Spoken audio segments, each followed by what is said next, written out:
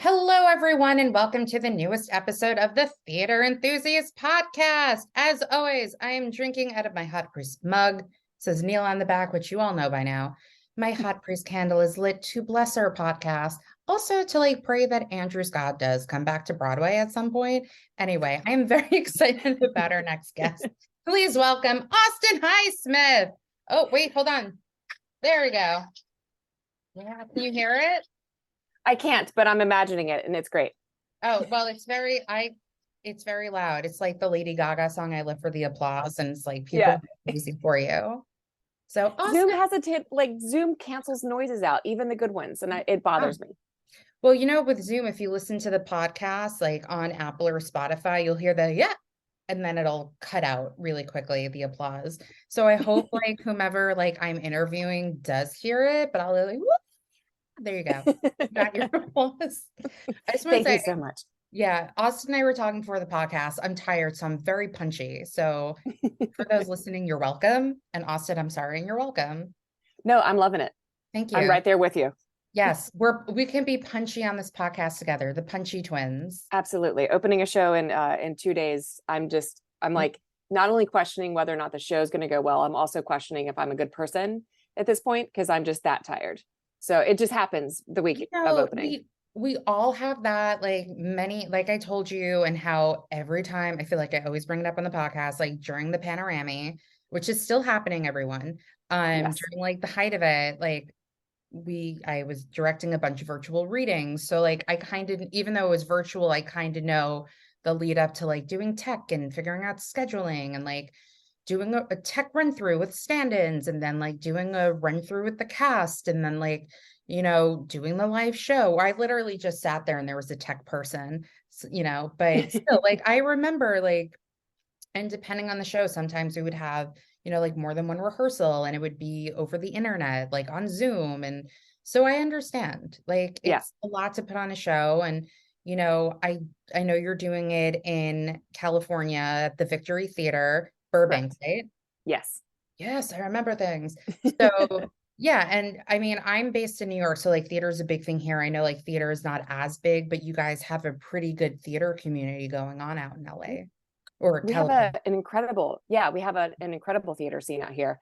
I'm actually a founding member of a theater in Santa Monica called the Ruskin Group Theater, where my husband is getting ready to do a play.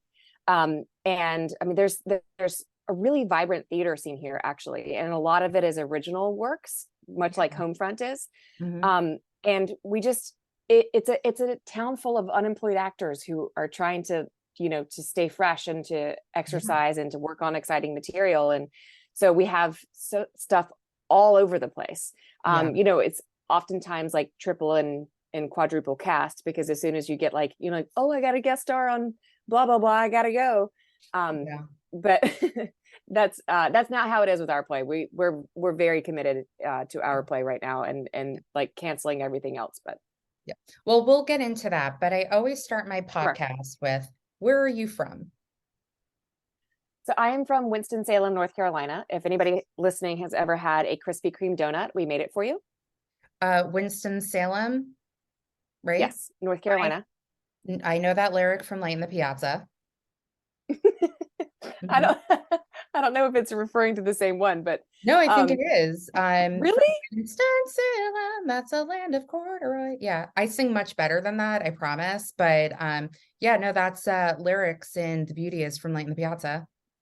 Wow. Yeah. Light in the Piazza is my best friend's absolute favorite musical in the entire world.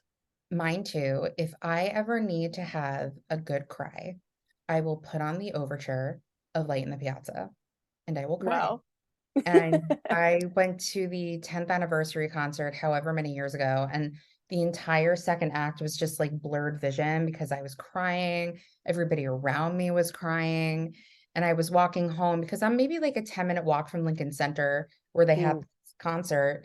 And I overheard a guy on the phone. He's like, yeah, I'm a member of Lincoln Center Theater and they had this concert and I went. He goes, everybody around me was crying. Just couldn't understand why. It's because it's a beautiful musical. So, yeah. Yeah. I mean, I didn't know that about that Light in the Piazza lyric. I'll have to add that to my things that Winston-Salem is famous for. Other than Krispy Kreme donuts, it's cigarettes and Hanes underwear. So like I like Light in the Piazza better than cigarettes and underwear. So I'm going to add that in. Well, I mean, you have donuts, which, Yeah. I just know they opened up like a huge Krispy Kreme in Times Square. And like during the pandemic, they're like, if you show us that you got your vaccine shot, you'll get a free donut. I didn't do Yeah. it because Krispy Kreme donuts is like an entire day's worth of calories. Yeah. But, And my at my church when I was little, they would like bring whole, dozen boxes of them. And I mean, I'm talking like dozens of boxes, and I would put like one on each finger and then get a big glass of Coke. And so, we're wondering why I had problems with my weight when I was young. It's no longer confusing. But I'm right there. I remember in high school, we would like, when we had like quote unquote bake sales for clubs, we would like get Krispy Kreme donuts to sell. Wow, we're going like really deep with like Krispy Kreme donuts in our youth. We're going to start talking about trauma in just a second, but oh, listen, I did a podcast with these two women, and they did a show at the Crane Theater called the Chain Theater. It was called the Crane. It's the Chain Theater called Mac Bitches. And it just like brought up so much trauma I had from like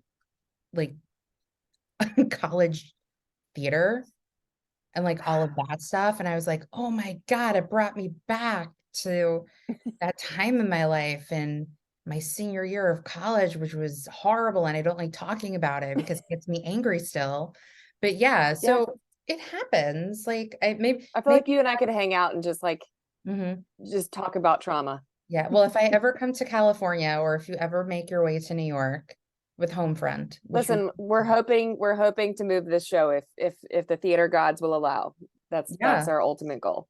Yeah. I mean, because I feel like we're jumping ahead. I mean, both you and I are just like holding our mugs, Ooh, you have tea, I have water.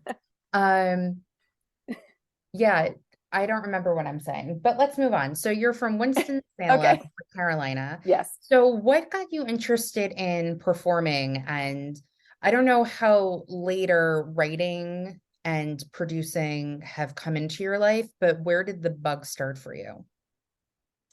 So I have known since I was 7 years old that I wanted to be an actress, but I didn't really know what it meant. Mm-hmm. I was watching Coal Miner's Daughter with my mom, and Sissy Spacek was crying, and I was like, Mom, how is she doing that? Does she have a machine in her face, or is somebody standing above her dropping water on her face? And my mom was like, no, she's having an emotion. And I was like, I want to have emotions. And so I taught myself how to cry when I was 7.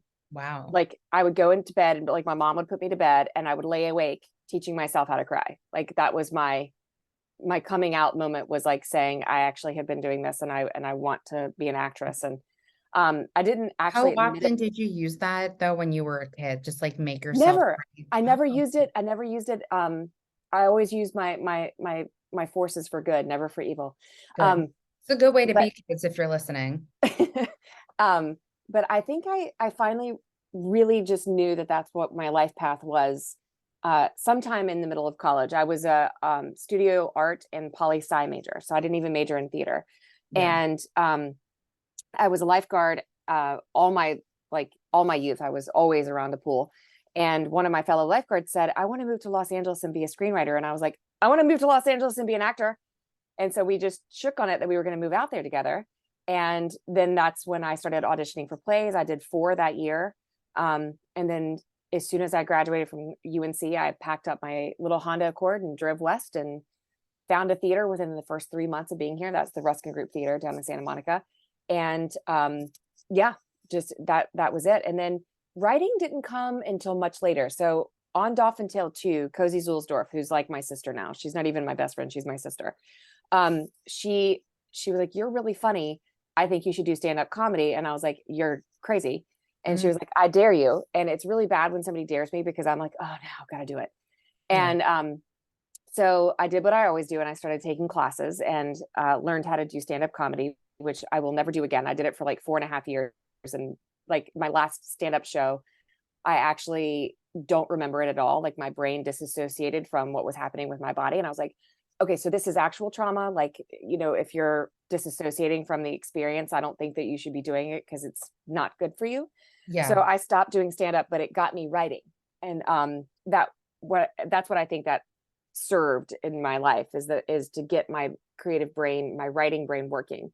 And since then I've written, oh God, I don't even know how many, features and pilots and all kinds of, short plays and just all kinds of stuff. I realized that if I ever wanted to do comedy as an actress, I had to kind of write those roles for myself, because I've just been known as the crying and dying girl for so long in this town Yeah. that nobody ever gives me the opportunity to do anything funny.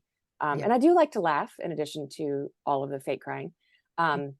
So that's only been since I think like 2014, I would say, is when I really started to get into writing. So it's relatively new. Yeah. Well, I think that's interesting because I noticed that a lot of people, I mean, I noticed this when I was in college, not to bring up trauma again. There was somebody I went to college with who is a playwright, and college age kids are like, oh, I'm gonna put on your play. But he said, like, I write for myself so I can perform in things. So I feel like a Mhm. lot of people do that because, there might not be something out there for said person Mhm. as well. So do you want to talk a little bit more to that? I mean, sure. I think that, as an actor, it's really important to diversify what your creative outlets are, because if you're always waiting around for somebody else to give you the opportunity to play your dream role or to play any role, it's going to be pretty frustrating, and it can lead to, you thinking like, oh, it's never going to happen. I'm just going to go ahead and quit. But if you have another outlet, be it producing, directing, or writing, you can really create those opportunities for yourself. And, when I was starting out 100 years ago, we didn't have cell phones with cameras even. Cell phones had just been invented. And now anybody can make anything on their iPhone. Yeah. It's pretty remarkable what you can do with the technology these days. And you can buy a couple of lights and some tripods for not that much money and get together with your friends and make stuff. And it's what I tell my students, because I also teach acting, is that, like, if you want to get experience, give yourself experience. Mhm. And I personally love it. I've been able to get 2 of my features produced so far, and one of them is probably going to be coming out in April. That Ashanti and Cedric the Entertainer starred in, which is just NBD. bonkers town. Yeah, NBD. no big deal. And Jonathan Bennett was in both of them Mhm. from Eric Mean Girls. Samuels for Mean Girls. Yeah. Yes, yeah. Um, and I got to cast myself in both of those in funny roles that I never would have had the opportunity to play. But I managed to team up with some incredible producers, and it's really just because I asked. I always tell my students, and I tell my acting friends, a lesson that one of my mentors taught me, and that's no asky, no giddy. If you ask and they say no, you're in the same place that you were. But if you ask and they say yes, you get exactly what you want. So you might as well just ask. That's funny because I was actually thinking about that. I don't know if it was like last night or today at some point, because the Golden Globes were last night. And I was like, if I were ever to like be like a well-known performer, to be at like one of these things, and like I met Steven Spielberg, I would say, like, I would love to work with you, like put me in a film. And there's really no harm in that, like whether something happens or not, because it's putting yourself out there. And I do it all the time. I'm also super single, so I'm telling everyone, like, if you know any good looking single straight guys, those listening as well, if you know anyone. But no, because like, if you don't know unless you ask. And that's also like another thing too with trying to get guests on the podcast. Like, it might be a no, but guess what? Like, I put myself out there and I put out an offer for this person to come on. And it's the same thing with just anything. You just have to ask and try and be that person. And who knows, like, maybe the thing that they're working on right now might not be the correct thing, but maybe down the line it might be something else because you put yourself on their radar. 100%. And I mean, that's how this play came to be. Yeah. Warren Leight and I followed each other on Twitter, Mhm. and would always have sort of a friendly discourse on there just about random things. And then he tweeted about this play in September of 2018. And Mhm. I'm actually in an interracial marriage, so when I saw what the play was about, I was like, how do I read this? I would love to read this. And then that's what led to where we are right now, opening his play in 2 days. Yeah. Well, again, we're gonna get to it. I feel like we're like, Okay, sorry. I'm so sorry. no, it's fine. We're learning all of the things. So I always like to track someone's career. So you move to LA, you find a theater company that like kind of becomes your home. How long are you with the theater company before you kind of like start to do like more TV and film stuff? Well, so the theater is also affiliated with an acting school where I now teach. So it's called the Ruskin School of Acting, and it's a Meisner based program. Mm-hmm. John Ruskin, who founded the school and is still the head teacher there, was an apprentice of Sanford Meisner's at the Neighborhood Playhouse in New York. Mm-hmm. And so pretty quickly after moving to LA, I found both the school and the theater. And I think in 2004, they did like a little Valentine's Day special thing where we were doing sonnets from Shakespeare. And an agent came to that. And I asked her if she would represent me, and she said yes. So I think that was about a year after I got out here. And then she started, I mean, she was a very, very hardworking agent. She's no longer with us. But she started submitting me for everything. And I was just so excited and hungry. I didn't ever think that there was a possibility I wouldn't get stuff. So I was not jaded at all, Mm-hmm. and started booking pretty regularly starting around 2005. So it took about 2 years to start working pretty regularly in this town. Yeah. And then, you know, since then, of course, there's been times of drought, Yeah. significant times of drought, but that's the life of the artist, you know? Mm-hmm. But yeah, it was about 2 years before I got my first SAG job in Mm-hmm. 2005. It was CSI New York And they filmed that in in California. in LA. So I want to, before we like dive in more into like Dolphin Tale and all that, I did mention to you before The Shape of Things, because Mm-hmm. that was like my big break. That's how like I started a relationship with Neil Abute. If you like said that to me like years ago, like, oh, you're gonna have like his email and you can email him like happy holidays and he'll write back to you. Like Oh my gosh. yeah. But because I have that was like my dream show to direct, like ever since I was in college. I love that play. So I kind of want to know like how that play came to you and your thoughts and feelings about Evelyn as a character. And what was it like? I I I mean, I know loved it was playing like her. a long time ago, Yeah, it was a really long 2 time years ago. ago, guys. But yeah, I can like talk about Labute shows for a podcast if I can. Yeah, oh, I love him. I have so many of his plays. Um, but a director, Brent Smith, was a good friend of mine, and he had said, I would love for you to do this play, but then I actually had to audition for it as well. Hmm. And it was a really strenuous audition process, but I ended up getting it. And I really loved playing her because I love playing villains. Even though mostly I don't get to play villains because people tell me that they like, you know, that seeing me die is tragic for the audience or something. And so they cast me as like the victim all the time. I've gotten to play a couple more villains in these past few years. Evelyn was my first, you know, and she's just kind of the ultimate artist villain. Like everything that she's doing is for the sake of her art and for her, you know, experiment, if you will. Hmm. And so I don't really feel like, I mean, at least when I was playing her, I didn't really feel like I was doing things in a malevolent way or in a malicious way. It was more of a social experiment for Hmm. me. And obviously everything that she's doing is really mean and horrible when you stand back and look at it.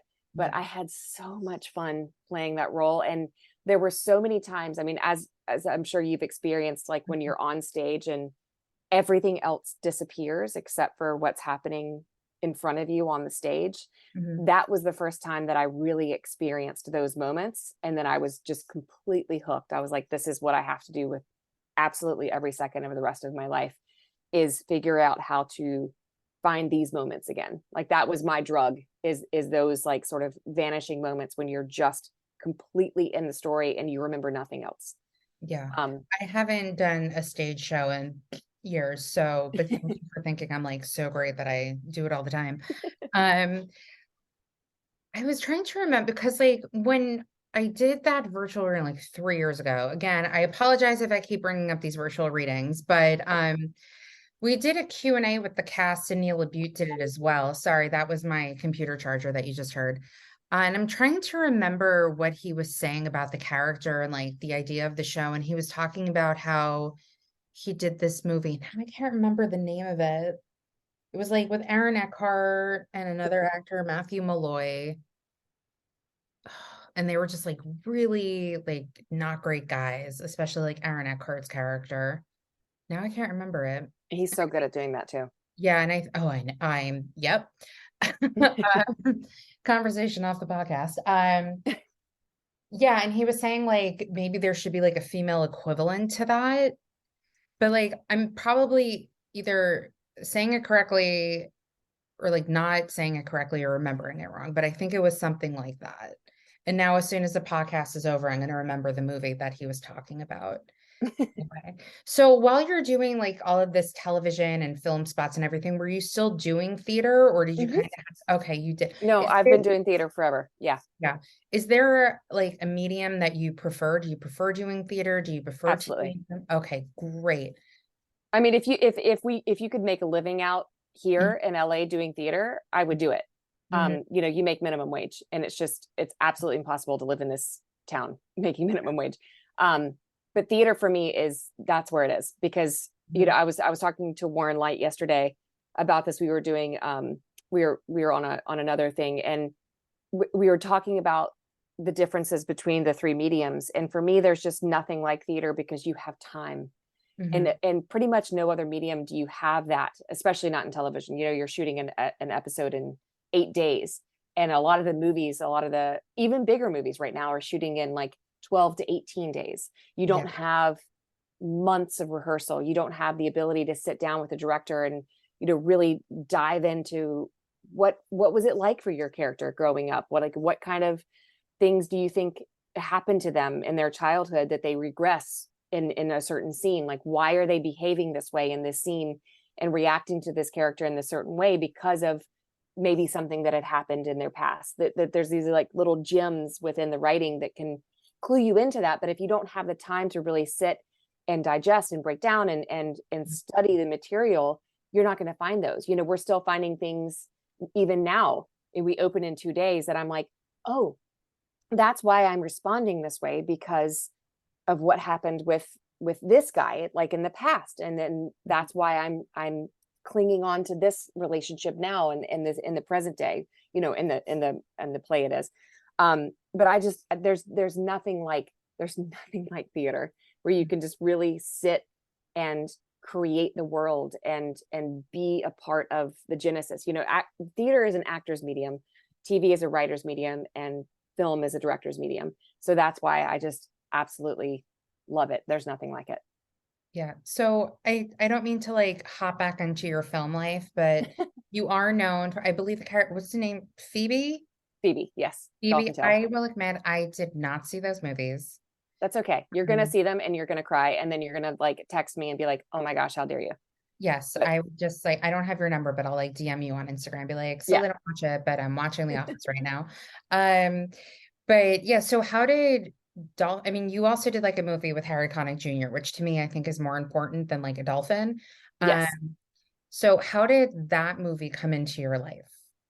So the agent that I was speaking about that came to the original thing, and I asked her if she would represent me. She was a fighter, man, and she was like, I'm gonna get you this audition. I just know I'm gonna get you this audition. It's you know for Harry Connick Jr. and Ashley Judd and Morgan Freeman, and I was like, yeah, that's gonna happen. Um, and I was a swimmer my whole life. You know, I've always loved the water because you can't actually fall down and hurt yourself when you're in the water because And you were a you're lifeguard for so many years. yes. I just loved being there because you couldn't trip when Hmm. when you're Yeah. in a pool. Um, so she ended up getting me that audition, and I didn't even read with the casting director or the casting associate. I was being put on tape, and this was like in 2010 when you know you weren't even being put on tape. Like it was like you know it wasn't like today's situation where you're doing self tapes all the time.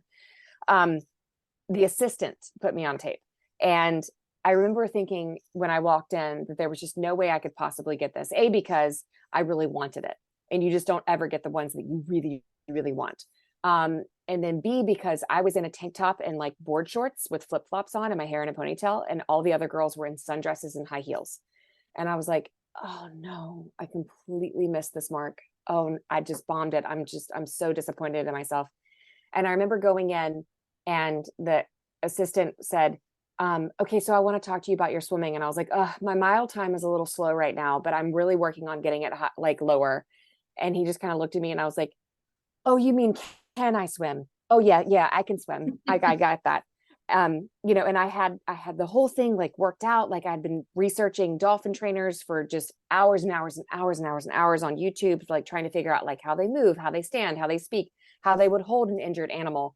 And then I left and I just thought, wow, I just made a complete fool of myself and I'm just never going to get it. And then it was like out in the trades that Hayden Panettiere had gotten it and that Hilary Duff had gotten it. And so I just let it go. And then I'm out to lunch with a friend. I mean, I'm talking 3-4 months later, and my agent calls and she's like, can you get down to meet with these people at Alcon Entertainment in like a half an hour? And I was like, why? And she was like, I don't know. I think it's about that movie that you auditioned for. And I was like, okay. And I was not only in All My Sons by Arthur Miller at the time, but I was also filming an episode of Castle. And so I go in and he's like, I met with this wonderful producer, Steve Wegner, and he's like, can you leave to go to Florida tomorrow? And I was like, why would I go to Florida? And he's like, for Dolphin Tale. And I was like, why, what are you talking about? You know, like I had no clue because they hadn't even offered me the role, but he was talking to me like I had it. And I was like, yeah. I can't leave tomorrow because I'm filming an episode and I'm on stage this weekend. I did have to cut my run in All My Sons short, but as soon as I wrapped Castle, I was on a plane and then, you know, working with Harry Connick Jr., who is even nicer and even better than you could ever dream that he would be. That guy is phenomenal. Yeah, I saw him in the Pajama Game, and one of my closest and dearest friends just like loves him. And the Pajama Game came out when I was in college, and I went with a college friend of mine to see the show. And we're both like, if her name is Shayna, who loves him. We're like, if Shayna was here right now, she would die, because like he comes out, he's topless. Kelly O'Hara's wearing the pajama top, he's wearing the bottoms. And then he did like a concert a couple of years later on Broadway. And my old roommate's like, do you want to go? I have an extra ticket. I go, you need to take Shayna with you. I'm going to prepare you what it's going to be like to see something with Shayna, especially Harry Connick Jr. But it's going to, as much as I would love to go, you have to bring Shayna. And Shayna had like the time of her life. We stage doored after she met him. And he, you know, was signing, oh, thank you. She's like, oh, you're great. Like whatever she said to him. And like afterwards, she was just like convulsing. And it just meant so much to her. Like she met Harry Connick Jr.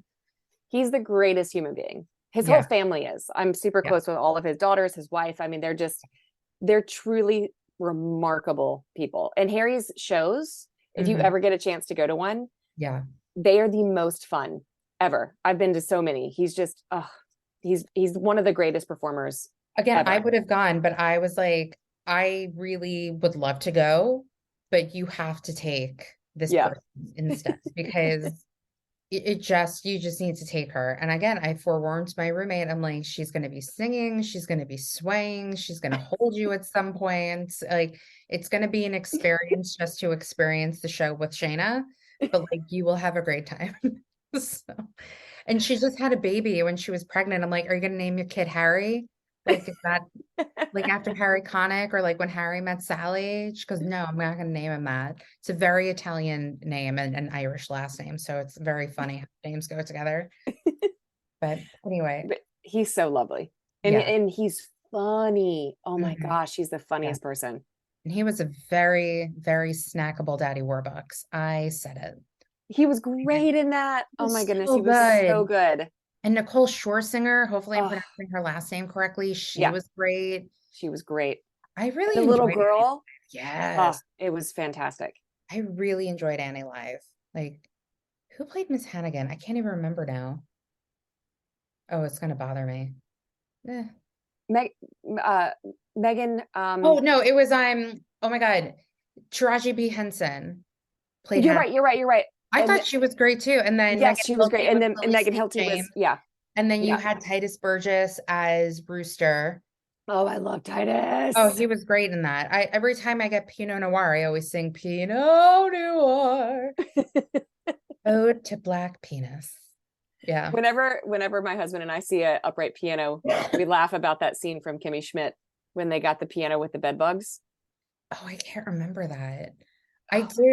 I did meet Tina Fey in like the height of the Kimmy Schmidt era. like when it first came out. This is like, okay, I'm going to tell you my Tina Fey story. And this is like something out of a movie. So I think I had like a sinus infection and I was on like antibiotics, so I couldn't drink. And it was at the opening night party of the Broadway musical Something Rotten.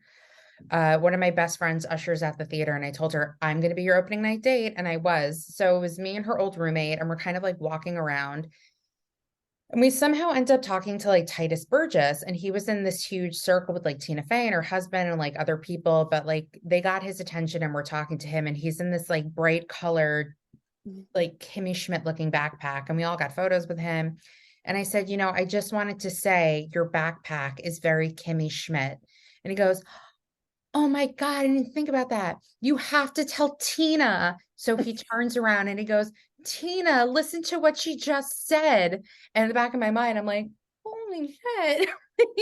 Fucking Tina Fey. I'm also like a huge SNL fan. Yeah. So I just said very calmly, I was like, oh, I was just saying that, the backpack is very Kimmy Schmidt. So we all like end up in this huge circle with like Tina Fey and her husband and like other people. And then they just like ended up talking about like Kimmy Schmidt and how she thinks there's going to be a lot of like mole women costumes that year for Halloween. And, and I think I said to her, I'm like, something about wanting to dress up like Kimmy Schmidt if I wasn't working, or I don't remember what the topic was, but yeah, I got a photo with her and she was super nice. But yeah, that's my how I met Tina Fey story. And I mentioned I couldn't drink because my friend and her roommate, I think, got a little toasted that night, and I was like super sober. So yeah, but yeah, that's my Tina Fey story. Oh, I love that. Yeah, I loved that show. I was so sad when it ended. yeah. It Did was you just watch, joyous. yeah, did you watch the Create Your Own like Kimmy Schmidt movie adventure?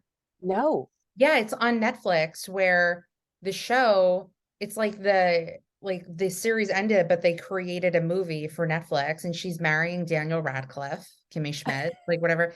And it's like it's a choose your own adventure. I have got to watch this. Right now Yeah. I'm just watching a bunch of baking shows to try to like, wind down after the subject matter of the play.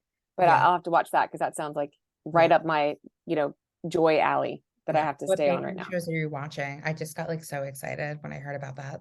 Um, well, I finished all of the episodes of the Great British Baking Show. I finished all of the Holiday Baking Championship. And so now I'm almost finished with the Spring Baking Championship. And Okay. then I still have the Holiday Baking Champ. I mean, the Halloween Baking Championship. If you just need like a good laugh, you have to watch Nailed It. Okay. Like I want, like, Nicole Byer is just like a queen. And like there was just, I can't remember what season, but there was an episode where they tried to make a cake that looks like a barbecue. And I was like crying, laughing so hard.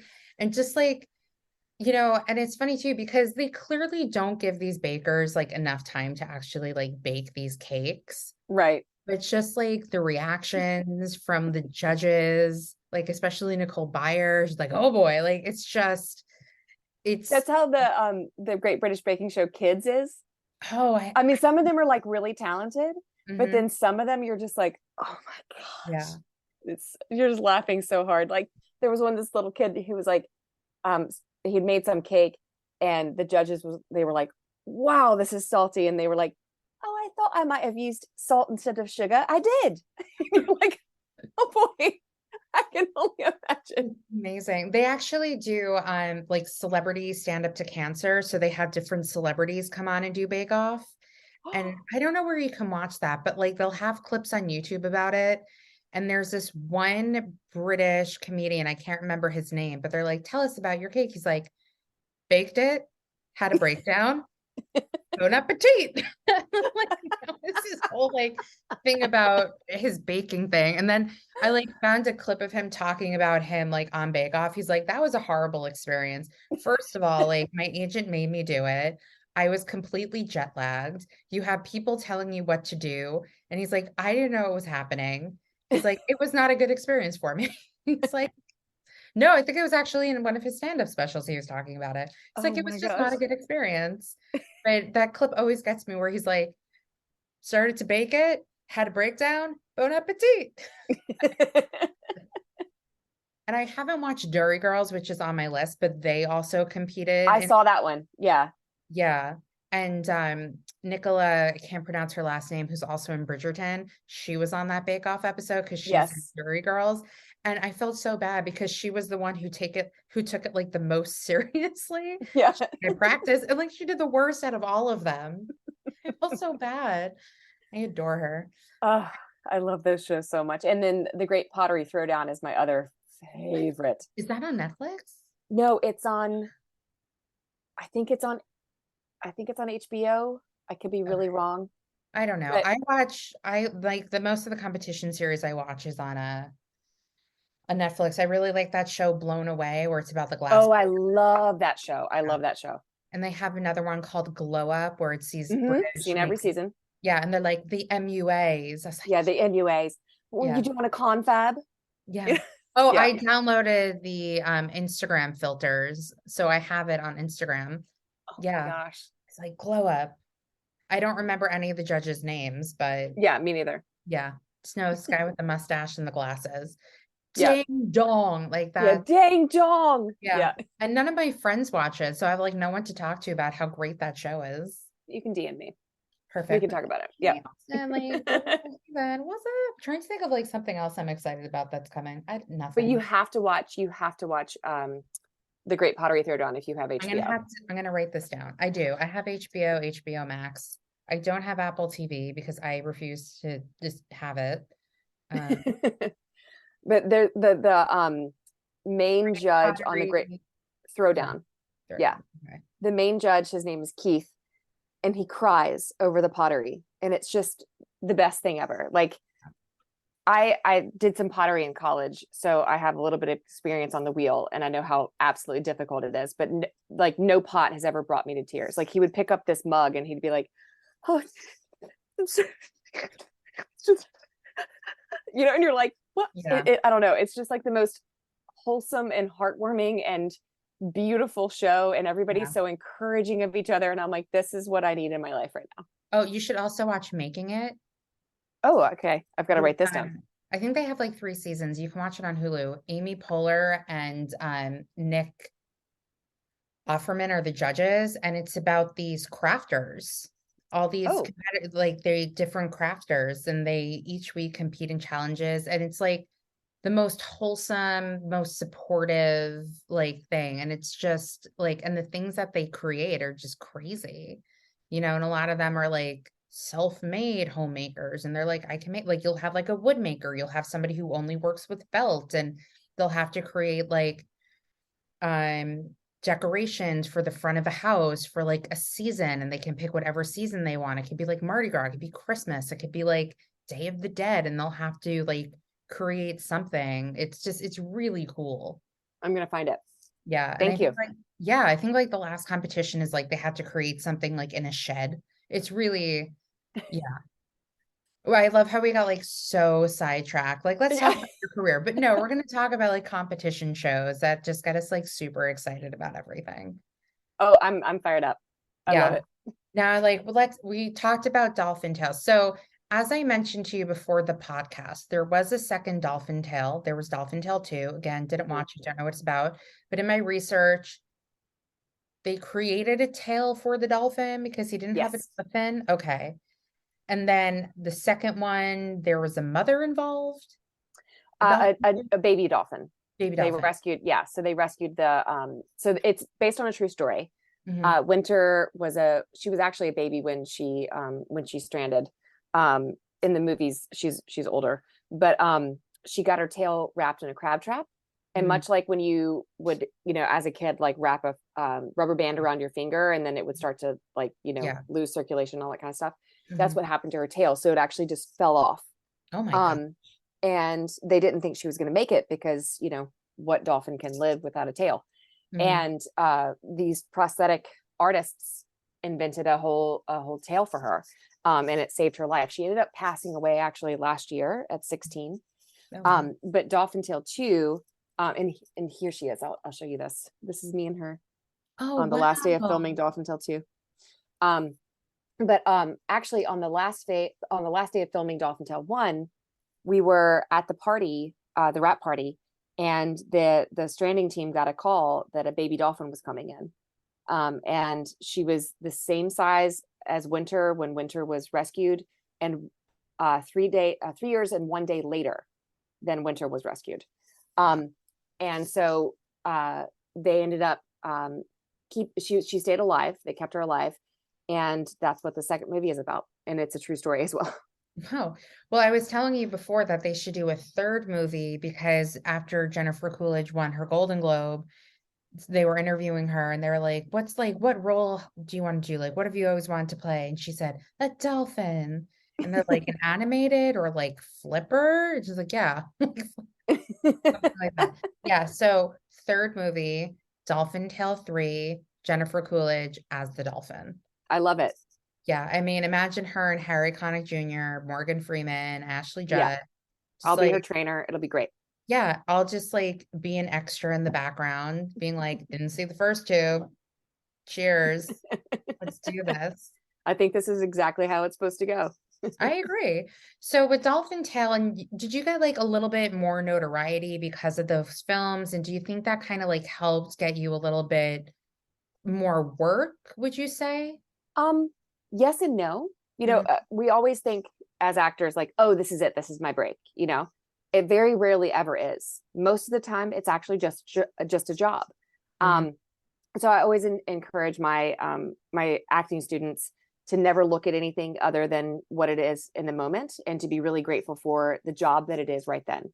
Yeah. Because you never know, it could lead to something. It could Yeah. be your Jennifer Coolidge, White Mhm. Lotus moment, and it also could just be your Jennifer Coolidge in Legally Blonde moment. It was just a Yeah. job, right? Mhm. So I did get more auditions right before the movie came out, because before it comes out, there's still this kind of like, oh, who knows, like maybe she's in every single scene and this is going to be her breakout role, Mhm. and blah blah blah.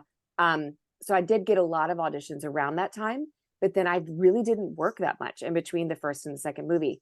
When we went back to do the second one, Morgan Freeman was like, did you just work nonstop in between these? And I was like, no, I didn't. And he was like, oh, don't worry, that happened to me. And I'm like, yeah, right. And he was like, no, a long time ago when I was starting out in my career, I went like, 2.5 years and I didn't book a single job. Like I couldn't get arrested. Yeah. And he was like, my advice to you is just stay on the bus. Mhm. Sometimes you're going to be in the front of the bus and sometimes you're going to be in the back, but just stay Mhm. on the bus. Yeah. And it was some of the greatest advice that I've ever gotten, because, there's definitely times where I'm like, okay, do I have a future in this? Should I quit? And I'm like, nope. Right now I'm just at the back of the bus and I can work my way back up to the front. Yeah. I always think of it, I think of two things. Well, one, I'm, and I referenced this in a podcast a while back, but I was watching this YouTube clip of an interview with Neil Patrick Harris. And I think this is maybe like before Doogie Howser or was about to hit or something he was in. It's definitely when he was younger. And he said, I went out to dinner with whomever he said he went out to dinner with. And he said, acting, like having an acting career is like surfing. You can sit, wait for a wave, paddle out. Sometimes you get the wave, sometimes you don't, and you're riding the wave. But guess what? You have to turn back around and paddle back out to get a Mm-hmm. wave. Sometimes you're sitting there, sometimes you catch a wave and nothing happens. Sometimes you catch a wave and something happens.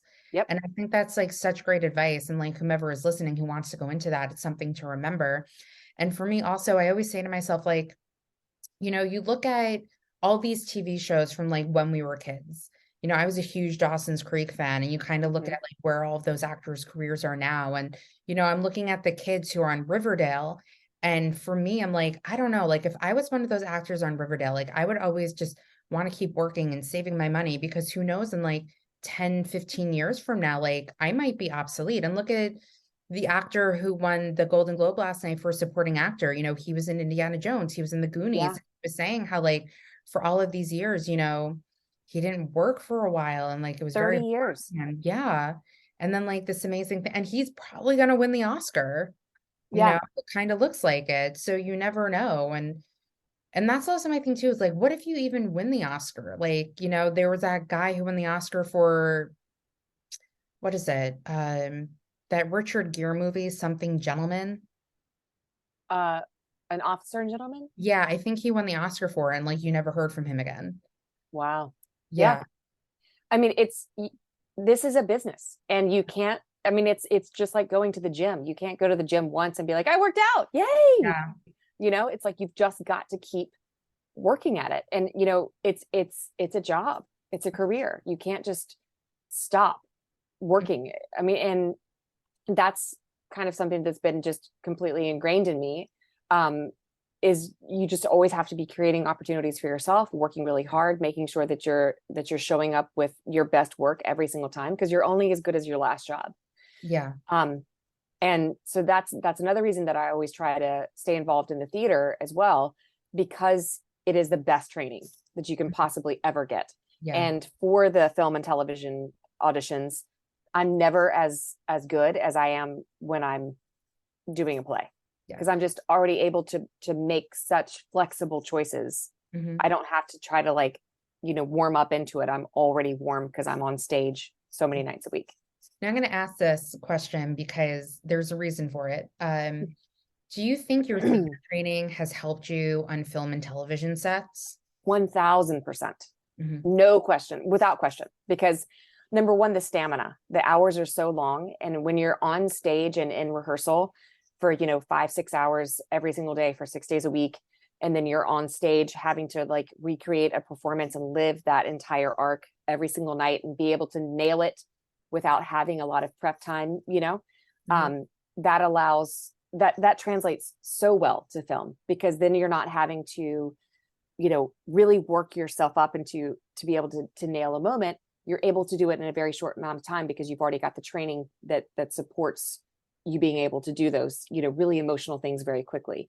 Prop masters and script supervisors love theater actors because we do the same thing over and over and over. Editors also love us because we always know what line we're going to pick up the glass on, because we do that on stage. We know that we take the cross here, we stop here, we pick up the glass here, and then that way they can edit things together really well. And the script supervisors aren't having to come up and be like, actually the bag was on your right arm in that last take, and it's supposed to be, you know, because of the theater training, because we know that we have to do these things to support everybody else. You've got to hit this mark on the stage, because if you don't hit that mark, then the person that's bringing up the lights is not going to have you're not going to be in your light. And it's a direct correlation to why I'm able to nail the scenes that I can on film and in TV, because of my theater traiing. It is the best training that there is. Yeah. I bring that up because I was watching something with I almost said Emma Stone. Wrong, Emma Thompson, where she was saying like the best film and TV actors are theater actors because of the theater training. You know, you work long hours and you do this and you do that. And, you know, if you're just doing TV and film, like it's not the same. Like you have the training and the stamina, like you mentioned, and the long hours of doing theater. And that really helps out on a film and or television set. 1000%. Yeah. Without question. Yeah. And when I meet film and TV actors who don't like theater, I'm like, I have an opinion. Yeah. I'm judging you.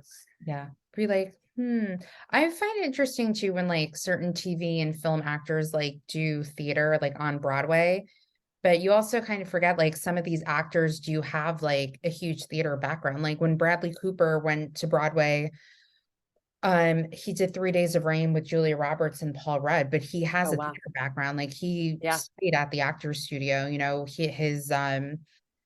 I think his final project or something was The Elephant Man, which he ended up doing on Broadway. Wow. And he had a theater background. I don't know if Julia Roberts necessarily had a theater background, and that kind of showed in the show, but I feel like she did, because I feel like that a bunch of my my neighborhood playhouse friends worked with her at the neighborhood playhouse, but I could be wrong about that. Yeah, I could be wrong.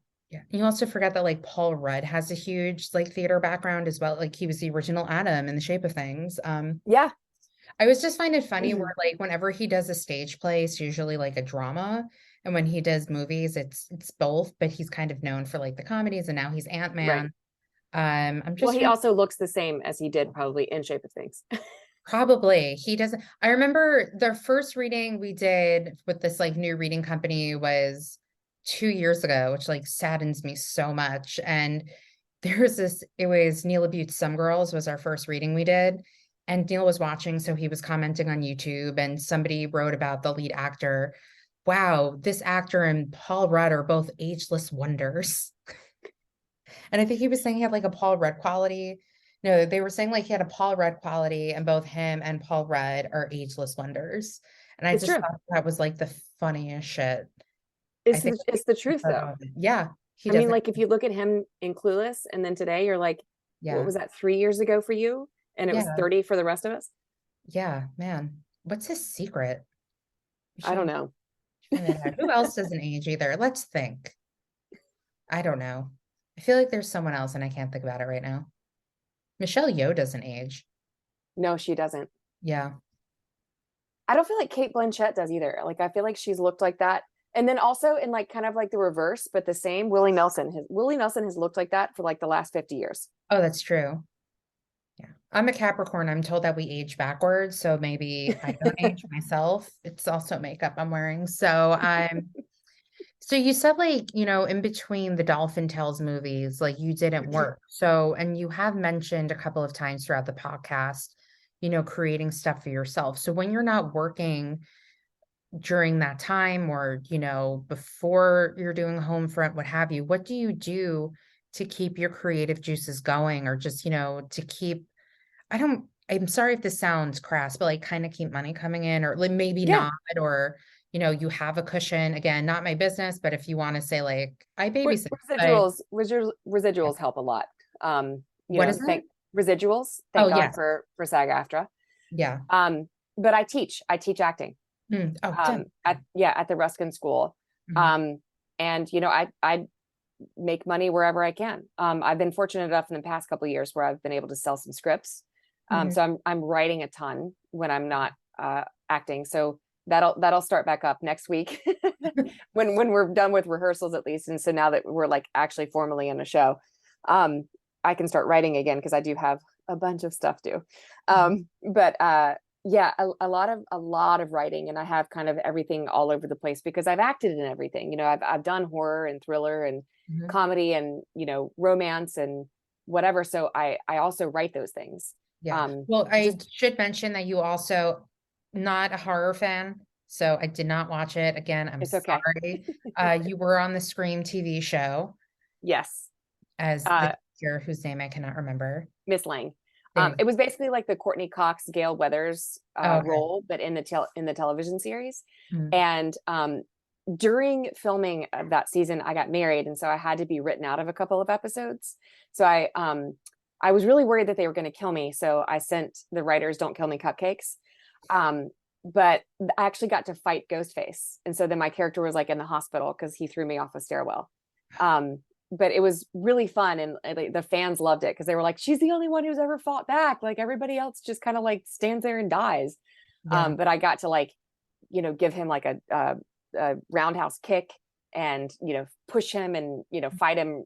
I gave him a pretty good fight. I Yeah, lost. I think it's on your reel, like you Yeah, pushed a desk at him. yeah, Yeah. it Memories. was so much fun. It was Yeah. so much fun. Yeah. How did teaching come into your life? They asked me. So it's the school where I studied, and actually I met my husband backstage because it's the one affiliated with a theater, and so I met him. We had a meet cute.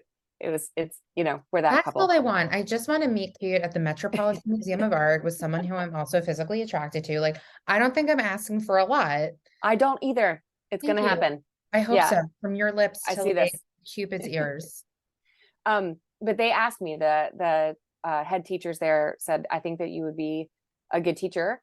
Mhm. And then they let me kind of develop my own class that I teach there as well, which is called the Business of the Business, Mhm. where I really go through like all of the mistakes that I've made over the last 20 years and try to impart those to the students so they don't have to make them. I can just go, here is what I learned from this, so that you can actually just have a shortcut. Yeah. And I love it. I didn't expect to love teaching as much as I do, but I really, really love it. Yeah. Do you think it's important? Because I remember my senior year of college, when you're graduating, you're getting your acting degree. we had to take a business of acting class. Mm-hmm. And I have a very big entertainment knowledge base, and I've always had that. And I remember our professor saying, like, you have to know who everybody is. You need to know who like the highest paid actor in TV is. You need to know this. I'm like, finally, my years of this knowledge is paying off. Like, do you agree with that? Do you think people need to know who people are in the industry? I mean, at least actors, and like who has been in what, to kind of help them a little bit along in their careers? I think it's definitely helpful because you know what sort of the zeitgeist is at the time. Like, who are they hiring? What stories are being told right now? Where would you fit into this? If you don't fit in, how can you figure out a way to create something for yourself so that you can fit into it? And you know, everybody's looking for the next thing, right? So like but in order to know what the next thing is, you need to make sure that you're not repeating patterns. Yeah. And you know, I love the fact that right now representation is very important in film and television. So a lot of people are getting opportunities that normally didn't have them. Mm-hmm. And you know, it's important to know also the tones of shows, and you know, so that when you go into audition for something, obviously if you go into audition for Barry, which you know you could consider to be a crime show Mm-hmm. at its base, is a lot different than Law and Order SVU, but they're Yeah. still about crime. So Yeah. like you have to know the tone of a show, because otherwise, like, what if you auditioned for Law and Order SVU thinking that it was similar to Barry, or vice versa? Yeah. Um, it's also very important. I tell my students that you've got to know sort of the network and what the network is putting on. Mm-hmm. You know, the CW is putting on very different crime shows than NBC or than HBO or, you know, Netflix or whatever. So you've got to watch. I always encourage them to try to watch one episode of every show that's on so that they can really familiarize themselves with the tone. So if they get an audition for it, they're not having to spend that valuable 12 hours that they should be spending memorizing and working on a character, Mm-hmm. trying to figure out what the tone of the show is. Mm-hmm. You should already kind of know that, you know, so that you can slip right into whatever their cadence is. I mean, like, I had an audition not too long ago for Quantum Leap, and there's a lot of humor in that show. Mm-hmm. You know, and if you play it straight drama, you're missing the tone, and it's you're not going to be included in what they're doing over there, you know. So I think it is very important that actors know all of that kind of stuff, and also just how to manage your money. You know, we learn about algebra and we learn nothing about like budgeting. And it's so important that when you do make the big money in film and television, that you don't just go out and blow it all at one time, because it could be 6 months, a year, 2 years before you see a paycheck like that again. Mm-hmm. So Yeah. it's very important. Yeah. So let's talk about what it's like going into an audition for, you know, those listening who are interested in that. So let's say you're going into an audition for, I don't know, like a guest spot on a TV show.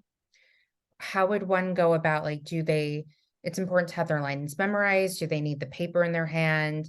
Do they dress similar to what the character description is? I mean, I feel like I already know the answer to this, but the people who are listening might not. So what would Right. you say to them or somebody in your class is like, oh, I have an audition for, what's a TV show on right now that I can't think of the name of?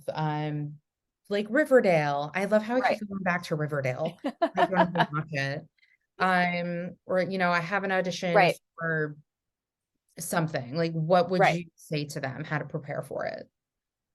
Being off book is definitely important, so that you can have the freedom of you know, making fun character choices instead Mhm. of just trying to memorize just trying to remember the lines, you Mhm. know. And if it helps to have the paper in your hand, absolutely do that.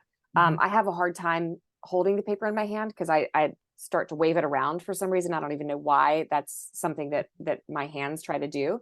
Mhm. um but you know, a lot of people can't memorize 6-8 pages in 12 hours, because Mhm. it's really hard for them. I have a photographic memory, so I kind of cheat in that way. But being off book or as familiar as the text as you can is very important, because then that frees you up. It depends on sort of what network you're going in for, as far as like how you dress. If you're going in for the CW, put extra uber sexy before whatever the character description is, Mhm. because they like hot people on their network. It's just how it is. It's just how it's going to be. And if you want to be on the CW, you got to play that game. Yeah.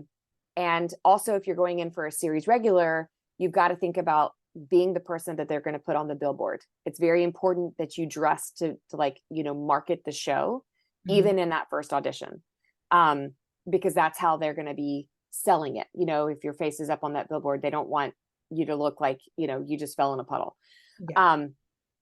But I don't necessarily say like, if you're going in for a doctor, you've got to have a lab coat, that kind of thing. Like, we do have the ability, or the casting directors and producers, they have the ability to have some sort of like, a separation from going, oh, they're not in a lab coat, they can't play a doctor.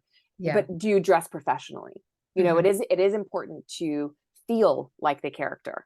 And if those kind of things help you feel more like the character, I say go for it, as long as it's not super distracting. Everything is self-tape now. I'm sure theater is different in New York, but maybe even first rounds, it's self-tape as well. Because of the pandemic, it kind of changed everything, because producers are no longer paying for spaces for casting. So everything is kind of done on self-tapes now. So at least you're not having to walk into those god awful rooms, although I do really miss them. Because I love interacting with the other creatives. But keep props to a minimum. Try not to like have like a bunch of stuff that you're trying to remember where it goes. Keep like, if you're in a fight scene, I don't even know why casting directors give these things, but sometimes they don't have any choice. But it's like, you've got to get punched in the face. Like, don't fall out of the frame and onto the ground, because then you're gone from what they're seeing. So keep all of your physical movement to a minimum as well, and just really try to figure out how to bring yourself and your humanity to that character, because that's what's going to set you apart. You are the only you. So trying to figure out your approach to the role and how your humanity and your life experiences could possibly play into playing that character, that's what's going to set you apart. The truth of that. That's great.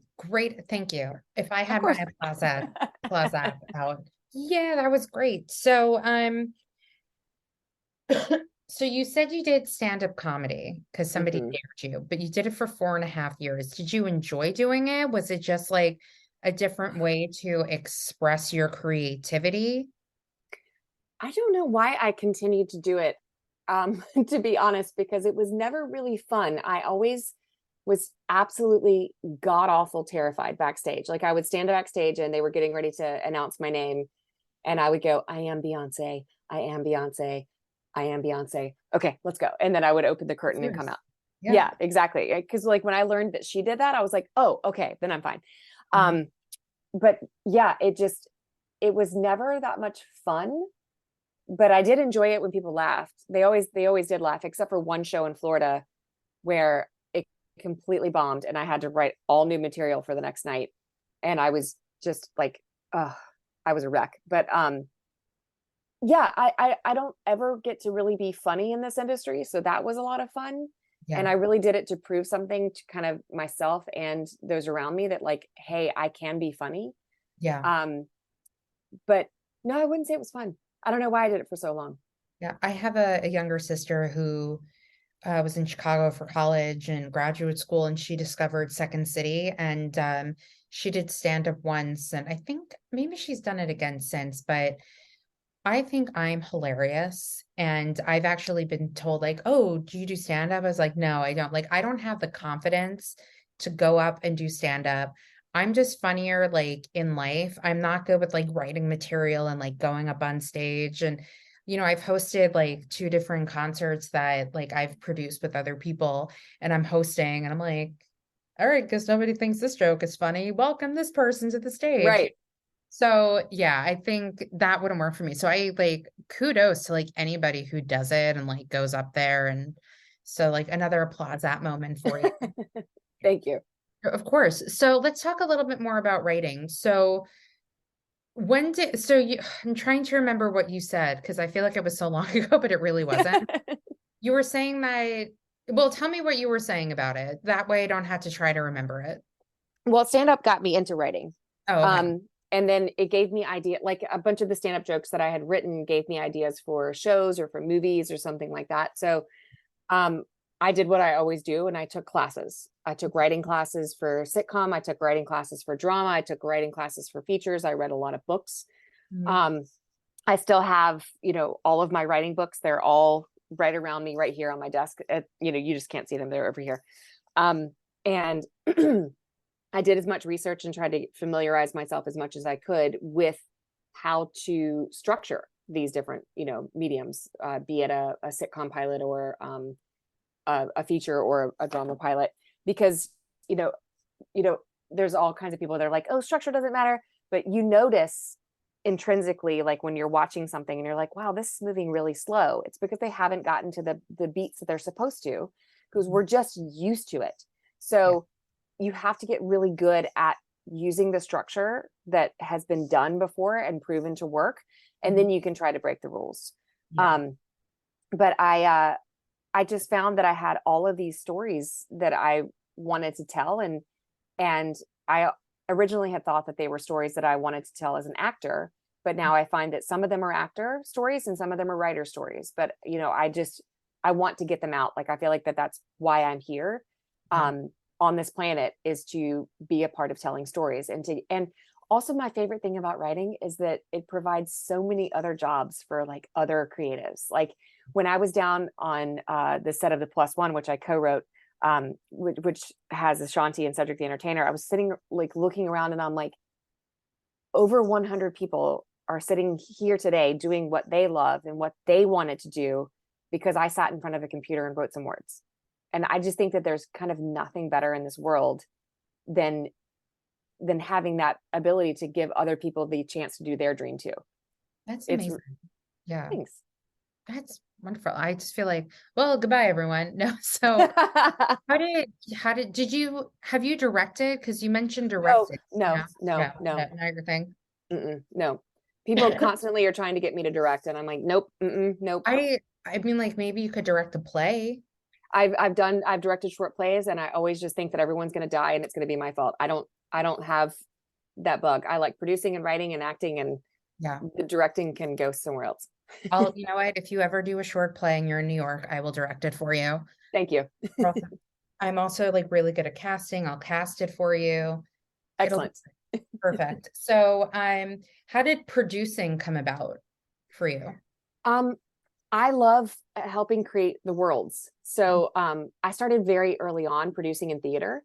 I mean, pretty much as soon as I got to Los Angeles, I started producing theater at the Ruskin Group Theater down in Santa Monica, and just absolutely loved it. I love sort of watching all of the little pieces come together and trying to figure out the puzzle of like how we're going to do this. We have this much money, which is not much, and figuring out how you're going to make it work in creative ways, and how are we going to make this wall move so that it reveals a whole different thing, and like how are we going to be able to do that on a pulley. And I don't know, I just absolutely loved it. And so I've been able to produce a couple of films as well, and a lot of that is getting the right professionals to fill those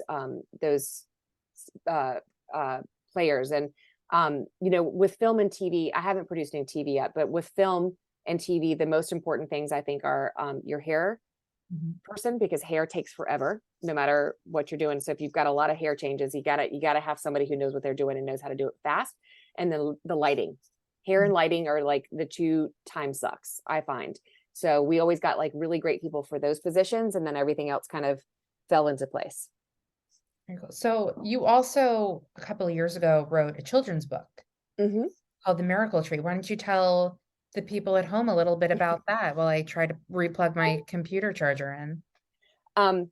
So from Dolphin Tale, we got to be spokespeople for the aquarium for many years, me, Cozy, and Nathan, the two kids from the movie.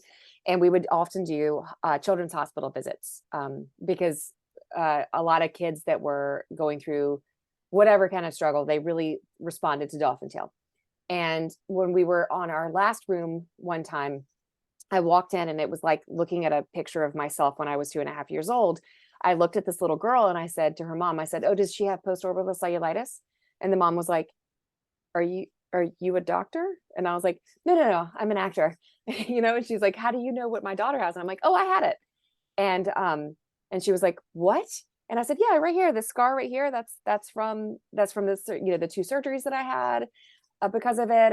And the mom was like just so moved, and she starts crying, and she's like, oh my gosh, your face isn't deformed, and you survived, and you're not blind, and all this kind of stuff. And I was like, yeah, no, I'm totally fine. I'm confident your daughter is also going to be totally fine. And you know, we left the room, and all of my coworkers were like, hi, what was that?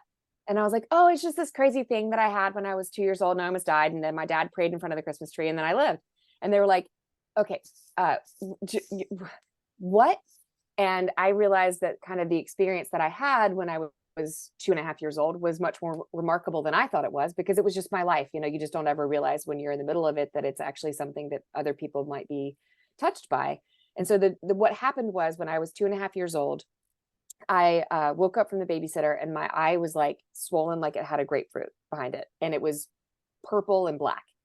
And my mom took me to the pediatrician right away, and they were like, don't stop here, you need to get her to an ER, she could die. And my mom's like, what? She was just in a what? And so they had to do an emergency surgery that night, and they gave me a 50-50 chance of living. And this was right at Christmas. It was the coldest Christmas on record in Winston-Salem. I think it was like, 4 degrees or something. It was just bonkers cold. And my dad went down to the Christmas tree in the children's ward, and he prayed, and he said, God, if you save my daughter's life this Christmas, I will come back every single year to say thank you for saving her life. And we have actually never missed a year in now 39 years. Wow. At least my dad has gone back. Like I wasn't able to go every year because obviously the pandemic, I couldn't travel. And then this past year, we had been flying so much for all of the various funerals. We couldn't travel anymore, but my dad has gone every single year. And the ones I haven't been able to be there, he's FaceTimed me, and we've been able to have that moment in front of the tree again. And so I wrote it as a children's book called The Miracle Tree, to really try to make the hospital less scary for kids, and to kind of normalize the experience of being sick when you're a child, because it is a very, very scary thing for kids to go through, especially at the holidays, when they want to be around their family. And I mean, it's my first memory. Most people don't have memories until they're like 4 or 5 years old, but I remember very clearly from when I'm 2 being in that hospital. And my dad was like, you can't remember that. And I was like, and I started quoting a commercial that would come on the television all the time, and he's like, you remember that? And I'm like, yeah, because it was extremely traumatic. I feel like this is a Hallmark movie. we have written it as so the writer from Dolphin Tale, Noam Dromi, who is like my family now, we have written it into a feature, and we're getting ready to sort of do a last polish on it and start to send it out. Saying, I mean, I can see it. Yeah. Like, something. I don't know what, but like, that's like a Hallmark movie. Did you see? Because I know you've done like the Hallmark Lifetime movies too. I've never been in Hallmark. I've only done Lifetime. I know. It's so Amy Schumer had her, she does Inside Amy Schumer now, and Did there was you see that one with Kimmy Ellie Schmidt? Kemper, Gosh. where she's like, yeah, and he goes, yeah, all lives matter. What? And then she's like, And she was like, oh, this is why I don't come home. yes. Because I was watching and I'm like, where's the catch? Right. And then it's like at the very end, which is so brilliant. That's why like Amy Schumer. Have you watched her show Life and Beth? No, I've been meaning to. Add it to your list. I'm writing it down. I think you need Nailed It if you want like mindless laughter. Yeah. And making it. And making it is just it's like British Bake Off, but with Americans and crafting and Amy Poehler and Nick Offerman. I'm sold. They'll do like crafting puns at some point between the two of them. It's so great. And then they also have Baking It on Peacock. The first season, the hosts are Maya Rudolph and Andy Samberg. And the man, season is Amy Poehler and Maya Rudolph as the hosts, and the judges they call are the grannies. So it's these like 4 like renowned bakers who are grandmothers. Yeah. I don't subscribe to Peacock, so I don't get that season for free. I do. I have it. We have like every single streaming app. It's just absurd, but I just can't. I like know. It's too many a month for Paramount because they were showing the Tonys one year, and I just haven't canceled the subscription. But anyway, so let's talk about Homefront, the show that you are currently working on right now, playing at the Victory Theater in Burbank, California. Written by Warren Leight. Thank you. I knew his name was Morton and started with an L. I couldn't remember. Tony Award winning Yes. Leight. So I researched him a little bit too, and his show, it's not called Jasmine, is it? Sideman. Which man? Sideman. Yeah, Sideman. Mm-hmm. And there's that actor Frank Wood was in it. And I was like, I didn't realize that was him because my introduction to Frank Wood was the play called Clybourne Park that was on Broadway like over 10, was it 10 years ago or less? I think Edie Falco was also in the original cast of Sideman, Yeah. if I'm not mistaken. Mm-hmm. And if you like go on like broadplaybill.com, like vaults, they'll have like all these different actors who played like the younger version of him. I think Yeah. Scott did it at one point. Yeah, and Garrett, oh gosh, I've forgotten his. So my friend Michelle Hurd, who was in the movie that I co-wrote that I've been talking a little bit about, her husband Garrett, I forgot his last name, but I mean, you'd be like, oh my gosh, he's in everything. I mean, he's so good. He was just in this last season of Dead to Me, but he played more like the young. It's gonna bother me now. I'm gonna look it up. In the Company of Men. That was the Neil Abute show. See, I told you it would get to me. He played the younger him in Steppenwolf. Oh, nice. Garrett. Yeah. Garrett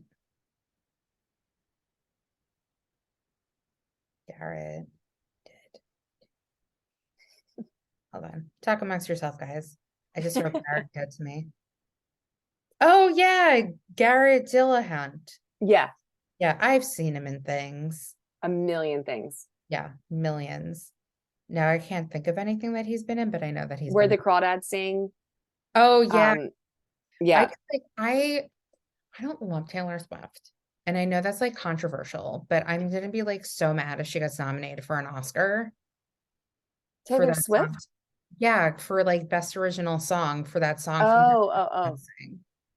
Wow. Yeah. I don't remember the song.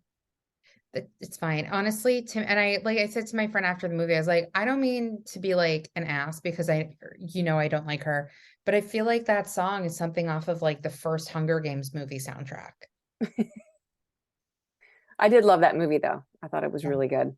I enjoyed it, but my friend read the book, so she was like, so it's one of those things where you like read the book first and you really love the book and then you see the adaptation. Yeah. Like I really want to read Daisy Jones and the Six before the miniseries comes out in March. So that's like my thing. Anyway, getting back to what we were talking about, Homefront. Yes. So you were mentioning it, like you were talking to Warren kind of like on Twitter, and that you saw that he was doing the show because you have a personal relationship to that type of relationship that they're talking about in the show. So how did it come about in your life, and how did you get it to stage? Because I know you do have a slight connection on how you brought it to the stage. Yes. So he tweeted that they were doing a reading of it at the North Coast Rep in San Diego. And so I asked him where I could get a copy of it. And he said, well, from me after we do the reading. And he sent it because he had done a bunch of rewrites, because I guess that they originally put this on 20 years ago in Cincinnati, but it had a different name and it was a much different play. It was called James and Annie. And it was a much, much different play. And then, so that's why we're only allowed to call this as a West Coast premiere, since technically that was the world premiere 20 years ago. But he sent it to me and I just absolutely fell in love with it because I'm in an interracial marriage. And the story is about an interracial couple in New York City just after World War II. And the African-American guy was a member of what's called the Golden 13, which is a true group of naval officers. It was the first colored, I'm speaking in the terms of the play now. It was the first African-American naval officers in U.S. history. And, there was over 100,000 sailors below deck, and there was only 13 people that got topside. And so this kind of, it's a fictional portrayal of one of those men. It's not a real life portrayal of one of the actual Golden 13, but it's just a really beautiful story and it's a beautiful play. So I wanted to get it done at the Ruskin Theater because that's only 3 miles from my house. Mhm. But they were just getting ready to do Guess Who's Coming to Dinner, which is obviously another show about an interracial couple. So they were like, oh, well, it's going to be a couple of years before we can put it on. And I was like, oh, no. And then Maria Gobetti, the artistic director from The Victory, who I've done 2 shows there before this one, emailed me and said, I really want to do a play about an interracial couple. Do you have anything? And I was like, I do. And so during the pandemic, we would get on Zooms with Warren, and my husband was reading the male lead. He's not in the production at The Victory, unfortunately. But we have a wonderful actor, CJ Lindsay, who used to do lots of theater in New York. That is our James. But we got on tons of Zooms and did lots of rewrites with Warren, and Warren even came out here in December for about a week and was doing more rewrites while he was here. So it was just really a labor of love and finding a home for this on the stage. And it's just so beautifully directed by Maria Gobetti, who's also the artistic director. And I'm so proud of this one. I'm really, really excited. Yeah. So what got you very excited about? Because you have the close relationship to it that got you Yes. excited about wanting to read it. And then Mhm. when you read it, what made you want to do this show based off So of just reading it? it's a play with only 3 actors, and none of the actors have any power. We're not victims, but we don't have any power because it's a woman, a gay man, and a Black man in the 1940s America. And it's a story that I don't feel like we hear first person from those points of view a lot. Mhm. Because especially during that time in this country's history, it was very much through the white straight male gaze. Mhm. And it also was a lot of information about the gay experience in the war, the gay experience during that time, and how these officers were treated post World War II. That was just, I was like, this story has to be out there. This has to be told. Um, and markedly in this time of our country's history, when there's a lot of revisionist history or the erasure of history happening, I feel like the job of the artist is to make sure that these stories don't get silenced, and that the experiences of these people and what they went through don't get silenced. And in this day and age, letting young girls know that, oh yeah, we fought for this right to be heard, and letting gay people and Black people see their experience, like where they come from and their roots, and knowing that their ancestors fought really hard to get to where we are today, I think is really important.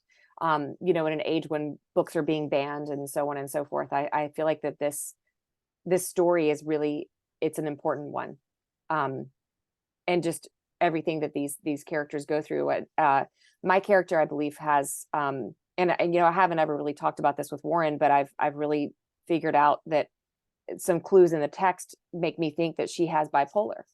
And obviously any type of mental health therapy in that time period was like, oh my gosh, if they've seen a psychiatrist, Mhm. they must be nuts. There was no type of like encouragement to take care of your own mental health. And so kind of seeing what this woman goes through, because there's no emphasis whatsoever on maintaining that kind of health.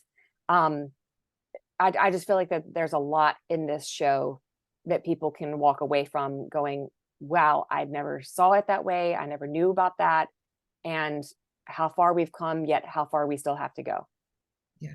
So you guys are on until February 17th, I want to say. Is that, or I 19th? think, yeah, I think it's the 19th. Yeah. Are you guys hoping to get extended? Is that a Yes. possibility? Okay. Just Yes. putting it out there, guys. Buy your tickets. It can get extended to like forever. I don't know how long. Well, we want to move it to New York eventually, Yeah. because that's the theater capital of the world. Yes. Um, and so we're also going to try, if we can, to get some Broadway producers and Broadway eyes on it, or just even New York eyes. It doesn't have to go straight to Broadway. It can go off. Um, we just want to give this story and these characters their proper due. Are you also producing this or are you just performing in it? I'm not. I'm just performing in it. Although typical Austin, I end up kind of producing everything that I get involved in, because I'm like, oh, that's okay, I'll supply all the props. Oh, that's okay, I'll do all of this. Okay, just because I don't, I personally, as an actor, don't want to have to mime things or try to figure out things. I would rather set myself up for success as early as possible. So then I just kind of end up doing a lot of extra stuff, but I don't care. It helps me. That's good. Listen, whatever works. That's what I Yeah. say. Now, once the show is over, do you have like something after going on Homefront, or we We don't have to talk about it if it's like not something you can talk No, about? it's okay. I mean, we're trying to get a couple of either my scripts or scripts that I've sort of co-developed with some friends off the ground. I have a couple of TV pilots that I'm hoping to get pitched out there, and then a story that I'm really, really passionate about is a script called Inheritance that my friend Rachel actually wrote because I wasn't writing at the time, and we're working really hard to get that one off the ground. That one is very near and dear to my heart as well. It's about two sisters and what you inherit from your parents first, not only like financially or physically, but also what demons you inherit. And it's a story that I think is really universal. Yeah, And I say to myself, like, oh, that's that side of my family. That's this side of my family. yeah. Like personality wise, I'm like, oh yeah, that's my mom, or yeah, that's my dad. So Hmm. I get it. Nothing not in a bad way, but Yeah. But sometimes it is also good to recognize, like, oh, I think that this is generational trauma. yeah, That's never been resolved, and I can possibly take the steps to work to resolve that. yeah. Or at least Acknowledging recognize it. therapy. Everybody should be in therapy. That's what I say. Everybody should be in therapy. Yeah, I talk so open about how I'm in therapy. I'm like, oh yeah, I just like spoke with my therapist the other day and I was saying how great you were. Like that's like I'm telling people what I talk about in therapy. But Yeah. yeah. So do you have any like roles that you want to play or like any projects you want to like what are your dream roles, projects, what have you? I guess I should say. Definitely, if we could move Homefront to New York, that's right at the top of my dream list right now. Um, Being able to make Inheritance is such a huge one for me. Um, because I would play one of the sisters and in the movie, and it just everybody who reads that script absolutely loves that script. So that's such a huge dream of mine right now. I think what other roles? Ugh. I would love to be on Law and Order SVU as some sort of crying woman. I love that show. I've seen like Yeah, almost every single episode. same. And Um, just like have the whole like new cast set up too with yeah, yeah. I'm not used um, to them yet. They're so young. they are very young. I'm not used to it. I'm just happy like Carisi is still there. Yes, and Olivia Benson. Yes, Um, she's not going anywhere. no, she's never going anywhere. Um, I mean, I don't know. That's such a great question. I normally find a way, like if it's a play, I find a way to produce it. I find a way to make it happen. Like I got to do Brilliant Traces, Mhm. Cindy Lou Johnson's beautiful play. It's two Um, people, right? Isn't it? Two people She, yeah, it's two people. She's in a wedding dress. She comes to a cabin. in Alaska. Yeah. Yeah. When I was trying to figure out what to direct in college, that was one of the plays I read. And we were in I think it was like the second semester of business of acting where it was like for showcase. And these two people did a scene from it and they turned it into a comedy. And I called them out on it. And I was like, my senior class was very divided. So it was like one half of the class and like the normal people, like the nice ones that I was on.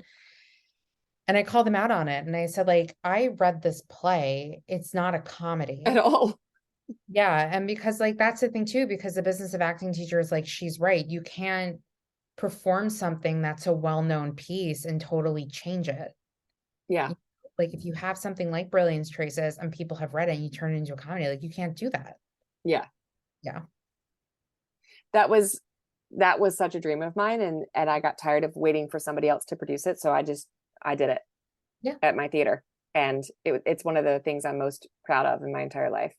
Yeah. But I have a lot of scripts that I've written that there's roles in there that I would love to play, but I can't really talk about those quite yet. That's fine. Yeah, but Any Labute shows other than The Shape of Things? We were talking about Labute earlier. I don't. well, I think that they were going to do Reasons to Be Pretty at my theater, and then that kind of the pandemic messed that up.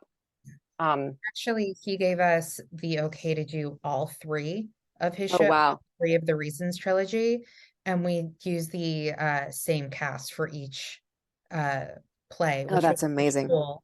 Yeah, so like each month we did, Reasons to Be Pretty, Reasons to Be Happy, Reasons to Be Pretty Happy with the same cast, which was fucking awesome because when they did it in New York, Reasons to Be Pretty, they did it off Broadway, then Broadway, and then when they did Reasons to Be Happy off Broadway, it was a totally different cast. Oh wow. So it's just kind of cool to see like the same actors play these characters over the course of like these three plays. For sure. Yeah. Oh my gosh, I'm forgetting the Stoppard play that I really want to be in. Oh my gosh, how could I? She talks about like, I met him, he was being daft on a train. I have no idea. Oh my gosh. You want me to Google the line? He's being daft on a train. Guys, talk amongst yourselves again. But She's talking to a character named Brody. Um, Rudy. let's see, Stoppard. Um, The Real Thing. The Real Thing. Mhm. Yes. I saw I would that on Broadway with Ewan McGregor. really. In Maggie's Room. I just went because one of my best friends is a huge Ewan McGregor fan. And I just went to see her reaction when she met him at the stage door. And I should have videotaped it happening as opposed to trying to take photos and then like videoing her after crying. But yeah, I was very happy I went because it for me, like selfishly, like that's why I went to see the show. I'm like, I don't care. I'm in New York. Welcome to Sirens, you guys. It was like selfishly, I just want to see you like fall apart. Right. Yeah, that's what I want. That's hilarious. I would Yeah. love to do that show. I love that show. I find it interesting with Tom Stoppard, like they had Arcadia on Broadway. Okay, I'm so sorry. I live on 8th Avenue and it's just sirens galore. I used to do merchandise at Broadway shows and I saw the play Arcadia and I was like, I have no idea what's going on. And this is like the longest show I've ever seen. And I feel like sometimes when I see a Tom Stoppard show, like I don't get it. But then Yeah, some of it can be really intellectual. yeah. And then I worked at Arcadia 5 performances a week because nobody wanted to work it. And I was working somewhere else at the time doing something. And they thought I just like left. And I was like, no, I'm still here. So the only thing they had was Arcadia. So I saw bits and pieces of Arcadia for like months. I'm like, I understand everything about this show now. And we would sell so many scripts because people are like, I don't get what's happening in this show. And yeah, and he has a play on Broadway right now called Leo Tolstoy. Leopold or something. Yeah. Yeah, yeah. And I feel like Yeah. I need to see it because I am Jewish. But it's also like a little over 2 hours, no intermission. I'm like, I don't know if I can do that to my Mm, daughter. And it's Tom Stoppard, but I hear yeah. it's incredible. And there's David Krumholtz is in it. Oh wow. So, yeah, if you guys don't know who he is listening, he's Bernard in The Santa Claus, and he was awesome in 10 Things I Hate About You. And One of my favorite movies of all time, yeah, and there's which also we all fell in love with Heath Ledger. oh 100%, Yeah. 100%. And there's this this New York actor named Brandon Uranowitz who is just like the most incredible actor, and he's also in that. And I just hope like one day Wow. he's actually gifted with the Tony Award because I think it was like last year my friends and I saw him in Assassins at Classic Stage Company off Broadway. I can't remember the character he played, but he was so fucking good in it. I was like, how is he like not nominated for like any of these off-Broadway awards for this part? He's incredible. Wow. Yeah, I'll see it eventually. Yep. Anyway, Report so back. yes, I will. So what have been, because you're a theater nerd like what are your top going theater experiences that you've had?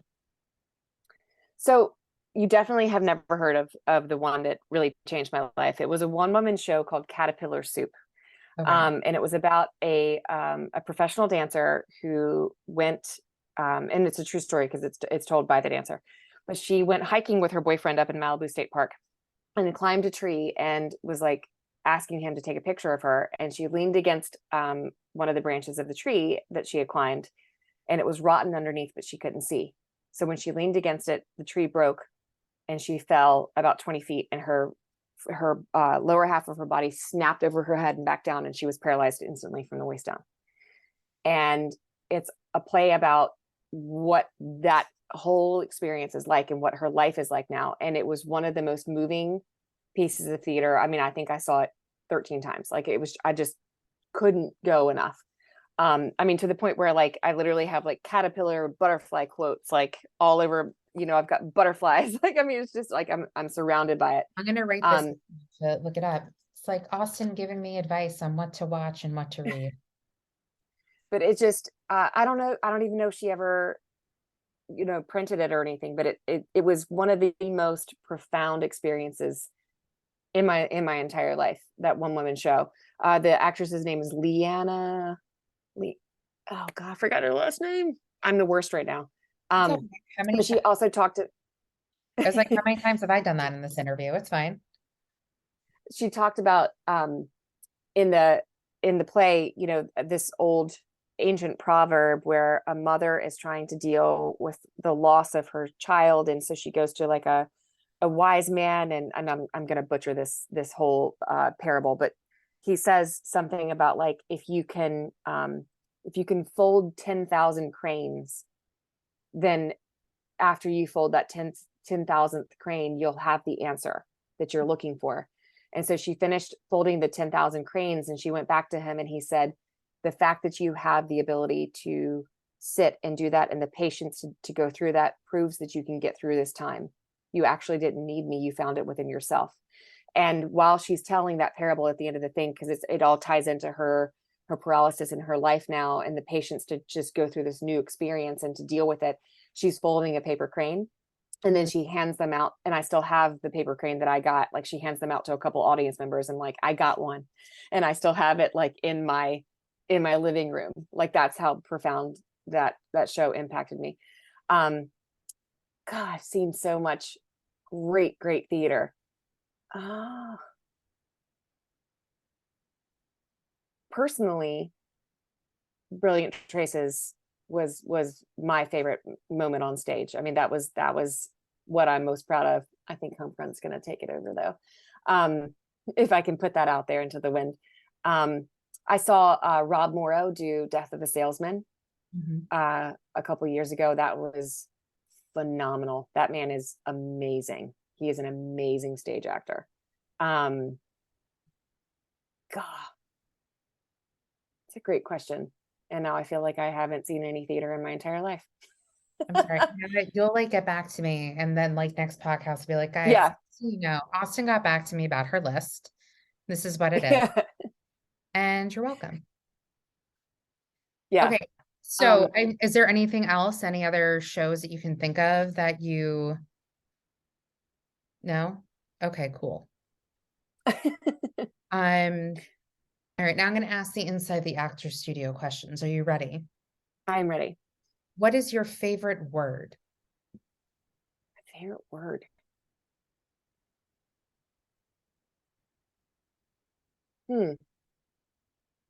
I think pants. I think that word is funny for some reason. What is pants and meatball, I think, are the funniest. Pants and meatball, or meatballs with an S? Just meatball. Just meatball. Okay, singular. We're here for it. Maybe you should do like a children's book about like pants and a meatball. Oh man, but getting a children's book published was the hardest thing I've ever done in my life. Go into acting, guys. It's easier. Write like a kid's movie about like pants. There you go. Meatball. Or like animated ones. Like a kid in one of your books or like one of your shows or movies, like have him just like have that saying like pants meatball. Like that's their saying. Yeah. What is your least favorite word? Moist. That's easy. Okay. What turns you on? Ugh. Intellect. What turns you off?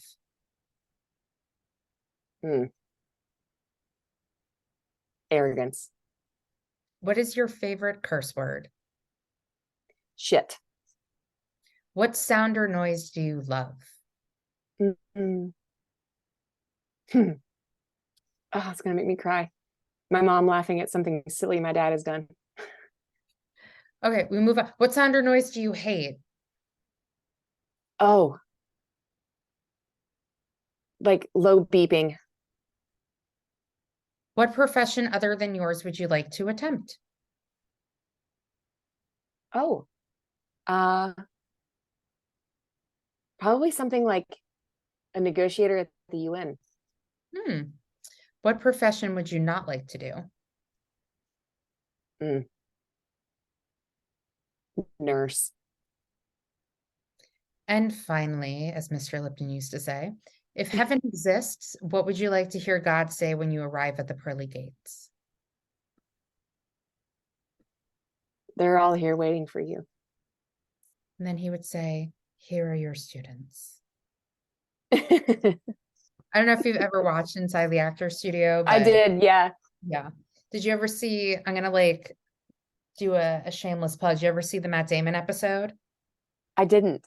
Yeah, I asked him a question on that one and I was Oh, amazing. yeah, which was so cool. Anyway, final question or final thing we talk about. Why do you think theater is important? Oh my goodness. There is honestly nothing like being able to experience an art form communally. There's obviously a separation between the audience and the storytellers in movie and TV, but in theater, the audience is another character in the story, and their journey with it is just as important, if not more important, than what we're doing on stage. The whole thing is about their experience, not about us. So it's not about us feeling that moment, it's about them feeling that moment. And I feel like it sharpens every single sense. It sharpens everything that you do as a performer. It also, I think, allows artists to tell stories that they might not get the chance to, because film and TV is so expensive and you have to go through so many gatekeepers. And in theater, you can tell things that are much more raw, without all of the executives editing everything down and watering everything down to appeal to a global audience. It's not as much about like marketability in that regard as the other mediums are. And so I feel like we tell really important and moving stories that can potentially even change people's lives, with what they see in the theater. And it's also an escape like no other, for the audience. And I think that that's what we as actors allow them to have, is the escape from their everyday life. I had an acting teacher once that said, we're not curing cancer, but the people that do cure cancer, they need a break. And so that's what we're providing for them, is a real outlet to be able to go and experience their feelings. I'll give this Arthur Miller quote that I have like literally taped on my computer. There's a certain immortality involved in theater, not created by monuments and books, but through the knowledge the actor keeps to his dying day, that on a certain afternoon in an empty, dusty theater, he cast the shadow of a being that was not himself, but the distillation of all he had ever observed. All the unsingable heart songs that the ordinary man may feel but never utter, he gave voice to, and by that he somehow joined the ages. And for me, that's the epitome of theater, is that we can sing those unsingable heart songs that people want permission to access but maybe don't have in their real life. Yeah, that's great. I mean, I don't really know where to go from here. I think that's like a great place to end. Do you have anything else you want to add? Anything you want to ask me? Totally fine if that's a no or anything. I don't. This has just been so much fun. I'm so glad we got the chance to do this. No, same here. Well, everybody, if you're in Burbank, California, please, I'm literally looking at my mic right now like it's a person. Go see Homefront at the Victory Theater, playing until February 19th, Yes. 19th. Hopefully, if you do go, it'll be extended so you can see it multiple times. And Austin, thank you so much. You can hang on Zoom still after I stop recording. Okay. And have a good night, everyone. And Thank you guys.